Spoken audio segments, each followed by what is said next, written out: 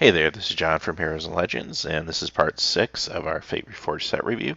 Today we're going to cover the multicolor cards as well as the colorless cards and land. So let's go ahead and get started. The first one is Atarka World Render. For 5 colorless, a red, and a green, he's a legendary dragon, 6/4 flying trample. Whenever a dragon you control attacks, it gains double strike until end of turn. And this guy is an absolute house in limited. 6/4 flying trample, double strike, and gives double strike to other dragons that are attacking as well.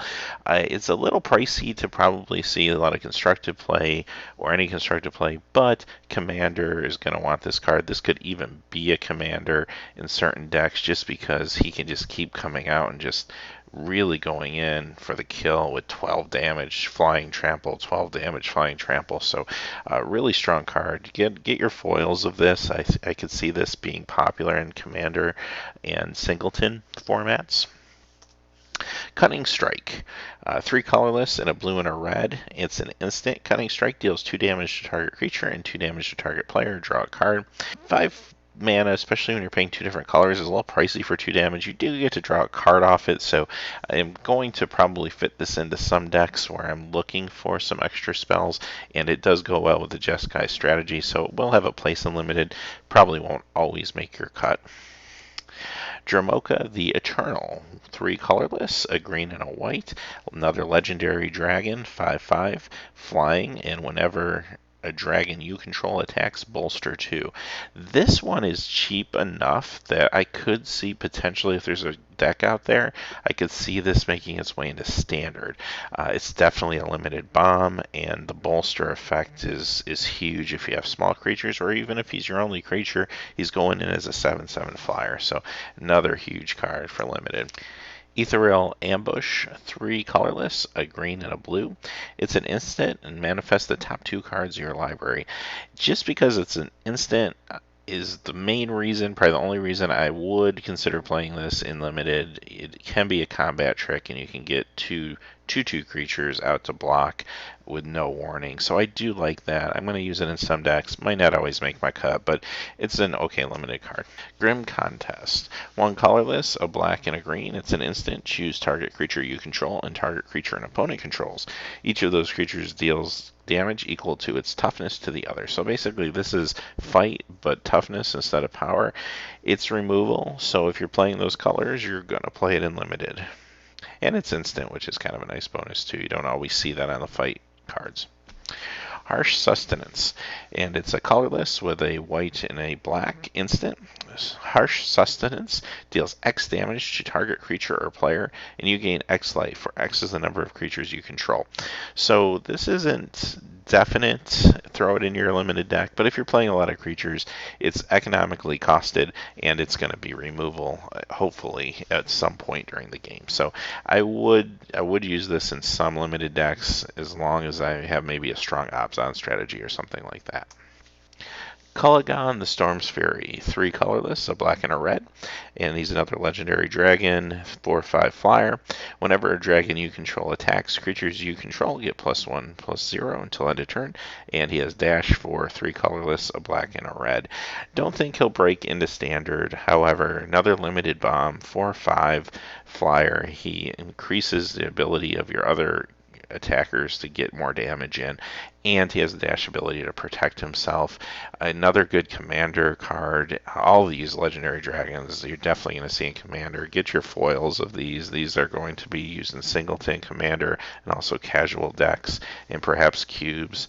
Ajute, Soul of Winter, 5 colorless, a white and a blue. Legendary creature, dragon, 5/6, flying and vigilance. Whenever a dragon you control attacks, tap target non-land permanent an opponent controls. That permanent doesn't untap during its controller's next untap phase. Again, a little too pricey for standard, but it's a limited bomb, 5/6 flying vigilance, and you get to tap down your opponent's permanents. It's another card that you're going to see in commander, dragon decks, singleton. Really, really cool card. Silumgar, the Drifting Death. 4 colorless, a blue and a black, legendary dragon, 3/7. Flying hexproof. Whenever a dragon you control attacks creatures defending player controls, get -1/-1 until end of turn. Now, if you have multiple dragons attacking, that can be pretty devastating. So again, that's where I see this card in commander decks and theme decks like that. Don't really see it again in standard. It is another strong limited card. Doesn't feel as powerful and limited as some of the other dragons because it's only a 3/7. It would be cool if it was maybe a 4/7, but still, you're going to play it. You're going to be real happy with it. Warflare. 2 colorless, a red and a white, and it's an instant. Creatures you control get +2/+1 until end of turn, and untap those creatures. This is to enhance the aggro decks, especially white and red, obviously, which will have some little creatures, and potentially maybe could make its way into standard and some standard builds, but definitely a good card for limited. Dugan the Spirit Dragon for 8, and he's a planeswalker. He's kind of the centerpiece of the set. His loyalty is 7. His +2 ability, Dugan the Spirit Dragon, deals 3 damage to target creature or player. -X, exile each permanent with converted mana cost X or less that's 1 or more colors. And -10, you gain 7 life, draw 7 cards, then put up to 7 permanent cards from your hand onto the battlefield. First off, we'll say yes, in limited, you're obviously going to play him. He's a bomb. Yes, he's pricey, but you're going to get to 8 mana, and if you're behind, you can sweep the board. If not, he's doing direct damage. Awesome card. Standard, yes, he's going to see some standard play, maybe 1 of or 2 of. He's going to be at the top end of the curve for some standard decks. He's just that powerful. Modern, I think we're going to see him work his way into the Urzatron deck and maybe replacing 1 or 2 copies of Oblivion Stone. He's not going to replace Karn in that deck, but he's definitely going to have a place there. And I don't know, other than that, he starts to get a little too pricey for Legacy or Vintage, definitely. But he's a great card, and he's a strong card. Good cube card, awesome cube card, goes up against Nicol Bolas, Planeswalker, very well.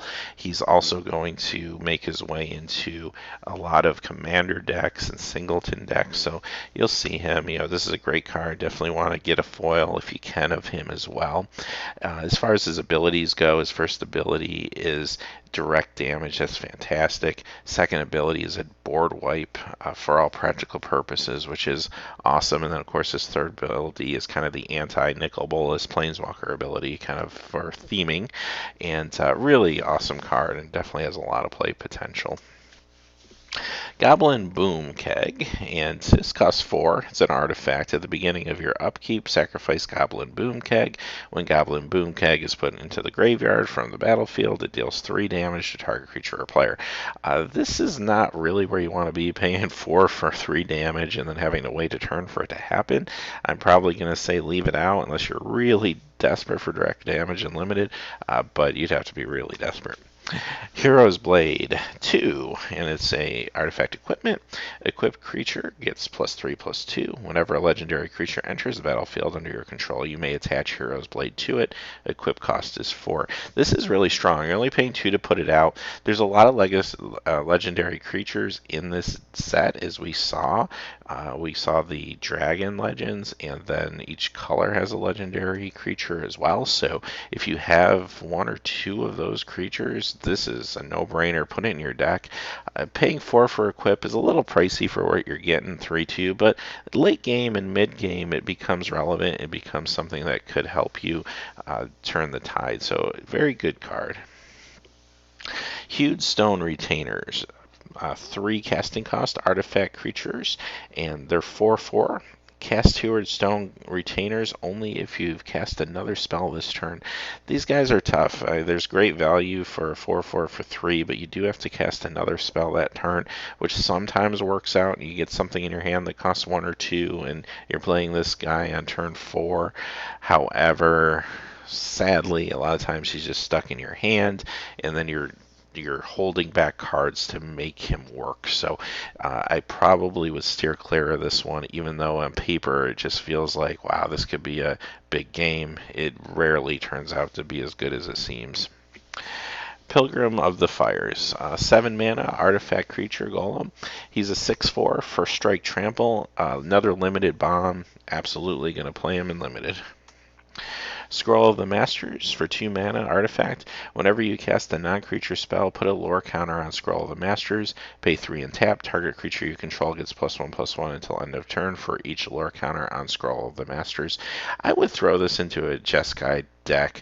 I would just be curious to see how well this works. I feel like it's cheap enough to gamble on it. It costs 2 and 3 to activate. That's not too bad. And yeah, there's a chance you could get counters on it and then it gets blown up. But there's not a lot of good artifacts in the set. And at least game 1, your opponent's probably definitely not playing much artifact or any artifact removal. Now, maybe you board it out after game 1, but I think that there's some potential there for limited to get a little bit of a big play out of a card like this. Dugan's Construct, 4 for an artifact creature, 4/5. When Dugan's Construct enters the battlefield, sacrifice a permanent that's 1 or more colors. So you can't sacrifice a land, which makes him a little worse, because late game you usually have extra lands, and the card like this starts to feel a little more economical. He is a 4/5, but you're giving up some board position for him, and now granted you might be giving up a smaller creature, but you don't know that for sure. It just depends on how the game goes. So again, I'm probably going to steer clear of this one. There's just a little too much risk. Crucible of the Spirit Dragons. This is a land. Add 1 mana to your mana pool, or pay a colorless mana and tap to put a storage counter on Crucible of the Spirit Dragon. And then you can tap to remove X storage counters from Crucible of the Spirit Dragon. Add X mana and any combination of colors to your mana pool. Spend this mana only to cast dragon spells or activate abilities of dragons. This is solely that card for that Commander Dragon deck, or for a Singleton deck, or perhaps for just kitchen table, casual Magic. Again, it's cool to kind of get things like this in foil, but you're not going to see this in standard, and you're not going to put it in your deck for limited. And finally, the last series of cards are the comes into play tap lands that gain you 1 life and give you up to 2 colors. And these are Bloodfell Caves, Blossoming Sands, Dismal Backwater, Jungle Howl, Rugged Highlands, Scoured Barrens, Swiftwater Cliffs, Thornwood Falls, Trinkle Cove, and finally Windscarred Crag. So these have all been reprinted from Khans of Tarkir. They have new art, which is pretty cool, and they will be replacing the basic land in that slot in the pack when you get them. Also, there's a chance that you could get one of the Khans of Tarkir fetch lands in that basic land slot as well, which is pretty exciting. These are not reprinted or new cards with new art. They are simply the Khans of Tarkir fetch lands. You can't get a foil version in a Fate Reforged pack. However, if you played Dragon's Maze, this is the same thing that they did with the Shocklands, and it's very exciting. It does give players more opportunity to get these fetch lands into their hands and hopefully keep the price down a little bit and allow more players to play with them and use them, since they are so versatile. Right now they're used in Standard, Modern, Legacy, and Vintage. So fantastic that they did this. And having said that, that completes the set review for Fate Reforged. This is our first set review that we did. I think we learned a little bit going along and tried to kind of speed things up as we went from video to video. So thank you for your support out there. Thank you all who watch the set review. We'll be trying to get new content all the time for the channel, and let us know what you're interested in seeing. So thank you all, and have a great day.